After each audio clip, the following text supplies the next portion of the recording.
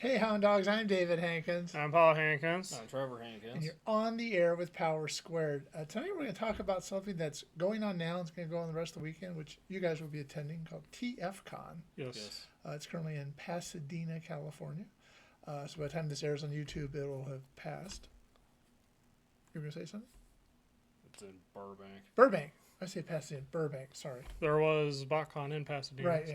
Yeah. I always mess up something at the beginning of the show. So it's in Burbank, sorry. Okay. So you mentioned BotCon. What's the difference between BotCon and TFCon besides where they're located? Well, BotCon was the official Transformers convention. Then I got retired in favor of HasCon, which quickly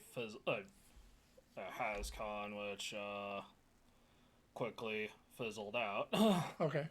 And BotCon is still BotCon was originally an unofficial convention, and then it became officially sanctioned by Hasbro.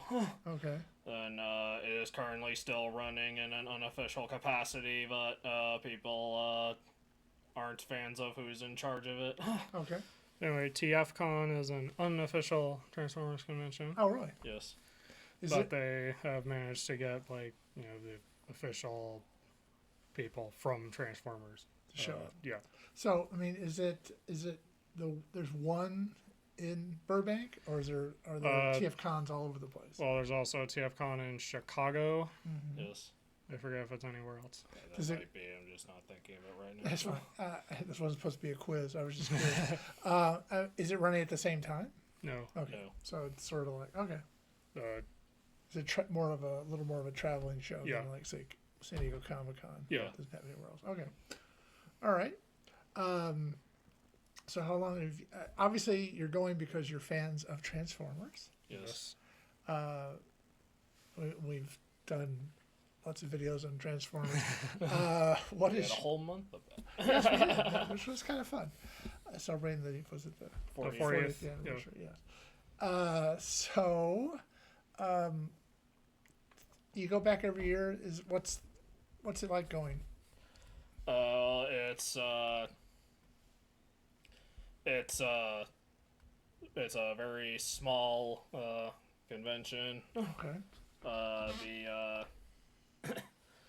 I guess aside from Gus, one big attraction would be the dealer room, which is where people sell Transformers toys and other stuff. Okay. And there's also Transformers. there are also artists, either official artists or Fan artists. or fan artists. For people who've done... Yeah, like who Transformers comics and stuff. Oh, that's Yeah. cool. Anybody we would all know who it was? Or who's been a guest on the show? Well, Livio Raimondelli has been a frequent guest there. Right. Okay. And we also interviewed Marty Eisenberg, Right. Who will also be there this year. Well, you should say hi. if we can. If he remembers you too. So this is... you can either buy a weekend pass, Yeah, which I guess is all 3 days, Yes. or you get time slotted. yeah. Yes, there's the weekend pass gets you Friday, early Saturday, and Sunday. Mm-hmm. Otherwise, there's Sunday passes and there's time slotted Saturday passes. Okay. So, you can get in at noon or you can get in at 2. And it goes until 6. 6. Well, the dealer room closes at 6. Yes. Okay. There's programming that still goes after that. Yes. So they have panels. Yes. We've been to a few panels. Most of them are Robots in Disguise 2001 Q&A panels. That we've been to. Yes, with voice actors from the show. Do they have? I mean, do they have it? I mean, there's been a lot of versions of Transformers. Do they have kind of those for every one of them, or just certain ones? Or? It depends on the year. Okay. Yes. Different years can also celebrate different milestones, so they emphasize certain guests that year. Okay. Like this year, it's the 30th. I double check this. the 30th anniversary of Beast Wars, Mm-hmm. the 25th anniversary of the 2001 Robots in Disguise Which makes series, sense. Yeah. and the 40th anniversary of the 1986 Transformers movie. Okay. Which we have seen a few times. Yes. Yes. In every conceivable way, including just the storyboard. It is actually interesting watching it once with the storyboards. Yeah, because you can see what did and didn't make it into Right. the final. Okay. The Transformers. There was a Transformers trading card game from Wizards of the Coast. Okay. Also known as Magic the Gathering and Dungeons and Dragons. Right. But sometimes even Magic the Gathering, Dungeons and Dragons in Magic the Gathering. You got to cross promote. Anyway, then that got fizzled partly because of COVID. Mm-hmm. Like just as it was starting to gain traction. There's been a fan effort to keep it going. Right. TFCon, they also host their rooms where you can play the game in an unofficial capacity. Okay. No, there's no big. You win a prize. You just have self-satisfaction that you won. Well, you can, from our experience doing that, if you play against the people running it, you actually get stuff. Okay. And you can also donate to them to get more cards. Keep the game going. Yeah. Yeah. Since it's a fan project, they're not allowed to make any money off of it, so it's you're paying them through a donation, and everything whatever they make from that goes back into the production of more cards and also the physical printing. So and also paying artists. Yeah. Okay. So they're not doing it for just the love of the game. They're actually trying to pay people to keep it going. Yeah. Yes. Okay. They're also doing it out of love for the game. Obviously, because it's nonprofit. It was a fun game while it lasted, though. This is officially. because Hasbro killed it.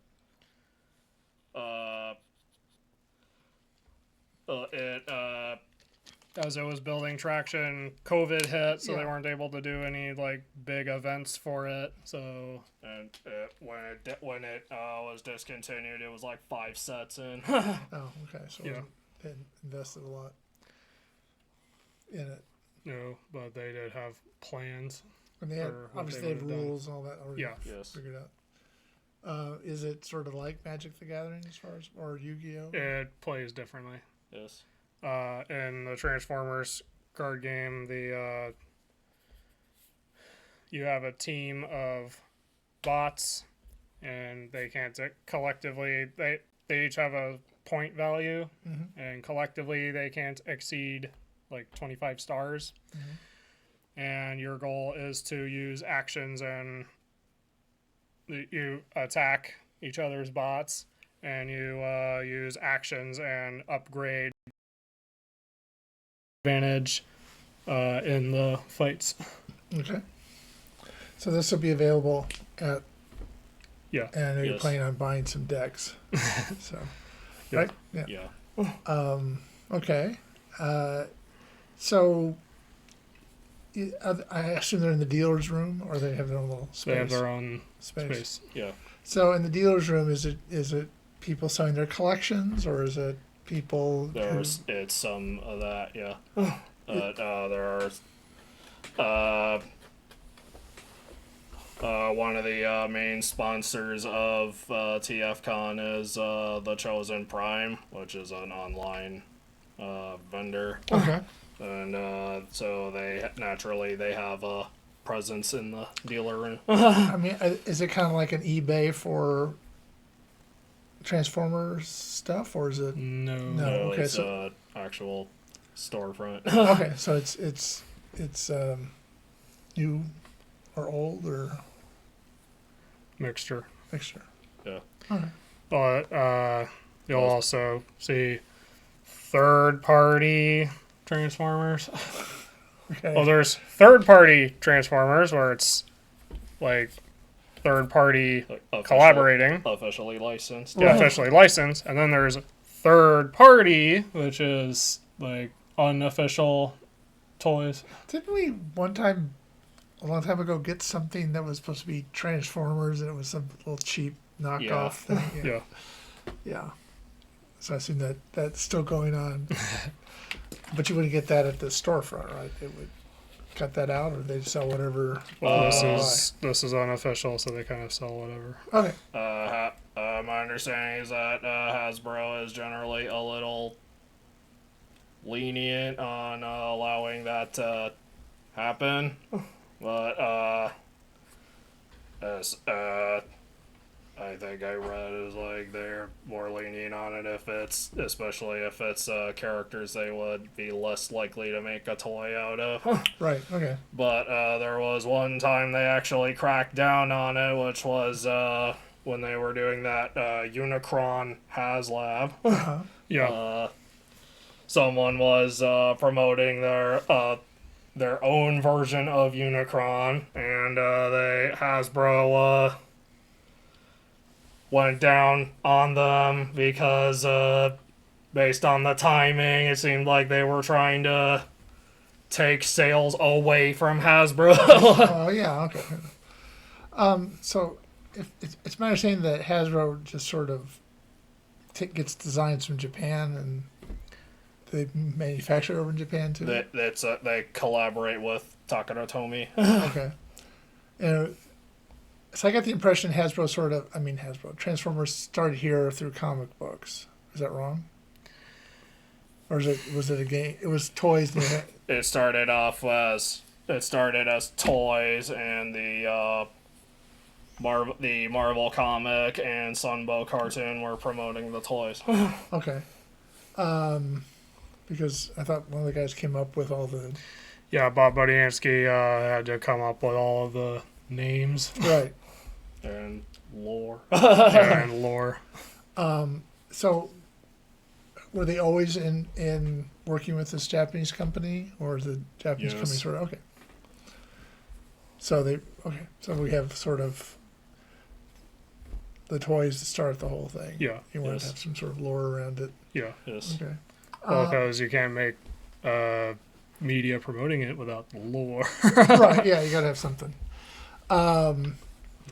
So, what's the trail of Transformer toys? I guess that depends on the individual. Right. Okay. Yeah, but I mean, is there something you would like? You know, I really wanted a Beatles lunchbox. I finally got one. So it makes you feel like you're. What's the thing out there that's? Currently, our white whale is the mini-con team from Armada that combines into the Star Saber. Okay. Yeah. The Star Saber is harder to find than the Skyboom Shield and Requiem Blaster. That It makes sense to us. And Transformers- In Transformers Armada, the mini-cons are very important to the story. Right. And they form, like, 3 of the teams can form I think it's form different things. form those 3 items, and if someone were to legendary weapons. if someone were to possess all 3 legendary weapons, they would be invincible. Okay. So is it just there are fewer of those out there, or just they're just hard to find? The particular team is just harder to find. Okay. Yes. All right. So, now, is that something they would sell at TFCon potentially, or not? Possibly, you'd have to really look at the vendors for it. Yes. Okay. So We have so far been unsuccessful. We did have the Skyboom Shield and Requiem Blaster. Yes. For the Star Saber, we'll even take the Dark Saber, which is a recolor of the team. okay. That one is less popular. Yeah, I want to say I went to a BotCon once. Yes. I think you went a couple times. Okay. Well, I remember going to Pasadena, which is Yeah. where I got to me, that's where Transformers left. No, but there was the guy that wrote music for the movie. Yeah. He was there. Does he show up at these TFcons? Yes. Yeah. Is he still selling the same records that he was selling? Okay. Yes. Okay. I forgot his name. Vince DiCola. Okay. You can also find Stan. You can also find Stan Bush there. Yeah. Okay, that's what I think I was thinking of actually. Yeah, Stan. Yeah, I think we might be mixing. Yes, it's possible. I think it was Stan Bush that was thinking. Yeah, Stan Bush. He wrote The Touch. Right, yes, the love song. I'm making that up. Okay, so that was like. I was gonna say the '80s hype song. Well, that's something, and it's sort of like at any con you go to, there's always people that are like, still remember me from. Yeah. So that's kind It's a living. That's a living. Hopefully, yes, he makes a good one out of it. So the programs you said are usually Q&A sessions. There's not a lot of. A lot of them are, yeah. They also like to screen a Transformers movie, and it differs on the year. And I presume this year it'll probably be the '86 movie. Yeah. And they've also done stuff related to Transformers animated, Yes. All right. like script readings. So, are there special? Who's there? You said there's like Marty Eisenberg's going to be there, and there's other people. So who's a big guest that's going to be at TFCon? Well, the last few years they've had Peter Cullen and Frank Welker. Yes. And they've also been locking them behind the weekend pass, so that's why the weekend passes have been selling out faster. So I've been able, but across 2 years, I was able to get them on this DVD. Which pretty much has a lot of people that were in the movie in it, right? Yeah. You've Yes. got a lot of people to sign it. There's still some room on the back. So if you were in the movie, give us a call. I even got Bob Budiansky to sign it. Oh, cool. We got him there because he's considered like the creator. So. Yeah, that's why I was thinking that Yeah. he has something to do with it. It made sense. Yeah, no, that's fine. If it wasn't for him, you wouldn't have the rest of that. Yeah. Okay, so you guys have actually met them? Yeah. Yes. You don't get to spend too much time with them, like maybe a minute or two. But they were. The voice actors we've talked to, most of them seem pretty chill. Yeah. Right. You know, Peter Cullen and Frank Welker are actually chill guys. yeah. Yeah, very approachable. Frank Welker, his speaking voice sounds like Fred Jones. Yeah, from Scooby. Now, isn't he more the recluse of the two? Yes. Yeah. So it was a big deal when we were finally able to get them on that. And they're friends, I assume? Yes.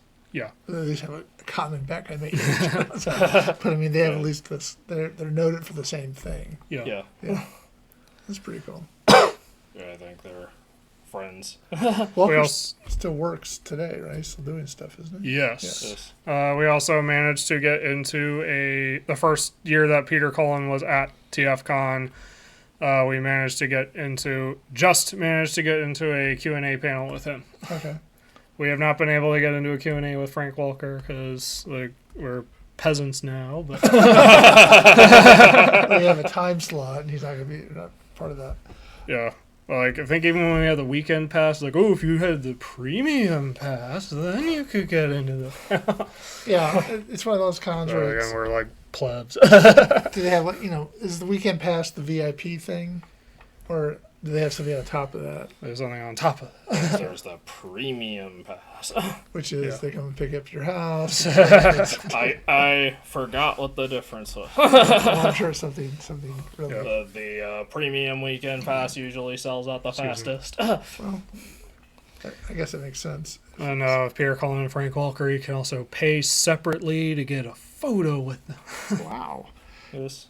Now I've heard Peter Cullen talk at he was at Comic-Con. Yeah. He's been a couple of times. He was Yes. there I want to say a couple of years ago when we were there. Yeah. But I saw him in a panel talking, and there was some kid that grew up and was the voice of his father's, or kind of Yeah. let people have Yeah. an emotional attachment to him. Yeah.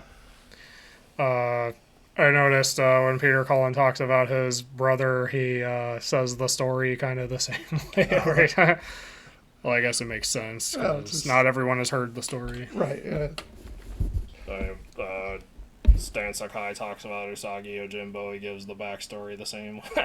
Well, you've got a spiel down. You know, I mess with it. Everybody goes, "Wow." I know that's not the same thing. Yeah. So, what is the coolest moment you've had at TFCon?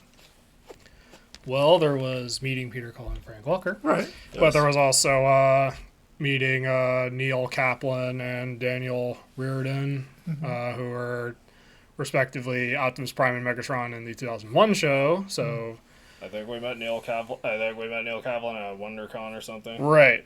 He is going to be there at TFCon this year, but we met him at WonderCon. But it was still cool to actually get him. So meeting Daniel Reardon was cool. Right. Yes. But since Daniel Reardon was also the voice of Turbo. he was also Turbo Man in that Arnold Schwarzenegger movie Jingle All the Ah. Way. Or if I remembered the movie correctly. Yes. Yeah, so since Trevor and I started with 2001, even though Peter Cullen and Frank Welker are considered the Optimus Prime and Megatron, to us, Neil Kaplan and Daniel Reardon are Optimus Prime and Megatron. Okay. It's kind of like, since that was our first one, that's who Right. it is to us. Yeah. What a surprise when we started with his favorite. Kind of like X-Men Evolution was the one that the X-Men we started with, so to us, that's X-Men. Right. Yeah. Well, yeah. You're going to be, like, influenced or imprinted with, like, the first one you saw, so... Yeah.